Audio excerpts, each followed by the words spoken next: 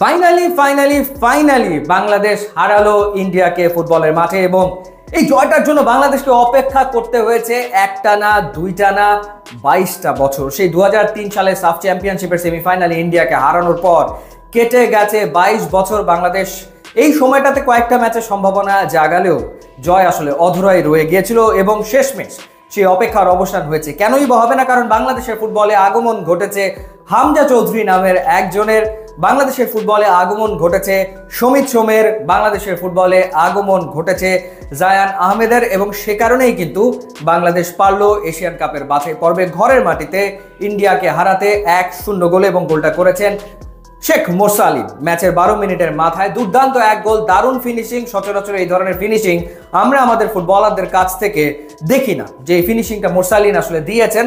এবং রাকিবের রান সবসময় অসাধারণ, তিনি খুব স্পিডে উপরে উঠে আসেন, কাউন্টার অ্যাটাকে খুব দ্রুত যেতে পারেন, সেই কাজটা তিনি করেছেন ঠিকই। এবং মোরসালিনকে যে অ্যাসিস্টটা করেছেন সেটা চোখ জুড়ানো, নান্দনিক। এবং মোরসালিন কোনো ভুল করেনি, তিনি ইন্ডিয়ান গোলকিপার গুরপ্রীত সিংকে পরাস্ত করতে সক্ষম হন এবং বাংলাদেশ এগিয়ে যায় 1-0 গোলে। নিশ্চিতভাবেই মোরসালিন আসলে বাংলাদেশের বিগ ম্যাচ প্লেয়ার কিন্তু হয়ে উঠছেন।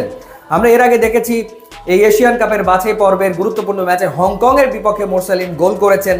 এরও আগে নিশ্চয়ই আপনাদের সেই গোলটার কথাও খেয়াল আছে, বিশ্বকাপের বাছাই পর্বের ম্যাচে লেবাননের বিপক্ষে মোরসালিন যে গোলটা করেছিলেন।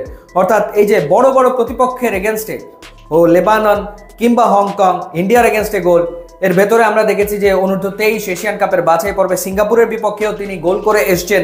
তো নিশ্চিতভাবেই বাংলাদেশের অ্যাসেটে পরিণত হচ্ছেন শেখ মোরসালিন। মোমেন্ট তো ওই একটাই, কিন্তু মোমেন্ট আরো অনেকগুলো আছে। যেমন মিতুল মার্মা এদিনও কিন্তু ডাব্বা মারতে গিয়েছিলেন, ভুল কিন্তু তিনি করে ফেলেছিলেন।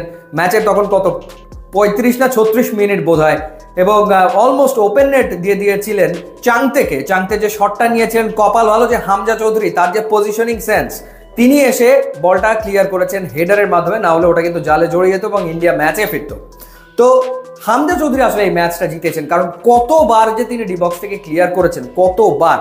মানে যখন বাংলাদেশ 1-0 গোলে এগিয়ে গেল, তারপর থেকে হামজার মনোযোগটা আসলে ডিফেন্সেই ছিল, যাতে কোনোভাবে বাংলাদেশ গোল আর না খেয়ে বসে, সেই কাজটাই তিনি করেছেন সুনিপুণ দক্ষতায়। এর আগে যেটা হয়েছে যে তারিক কাজী 25 মিনিটের মাথায় ইঞ্জুরিতে পরে মাঠ ছেড়ে বেরিয়ে গেলেন, আহাদ তুপু তার বদলে নেমেছেন জায়ান আহমেদ। নেপালের বিপক্ষে 70 মিনিটের বেশি খেলতে পারেনি, এই দিনও তিনি পারলেন না, তিনিও ইঞ্জুরিতে পরে মাঠ থেকে বেরিয়ে গেলেন। এরপরে নামান হলো তাজউদ্দিনকে, আবার সাহাদউদ্দিন তিনি রাইট ব্যাক থেকে লেফট ব্যাক পজিশনে এলেন, অদল বদল হয়েছে।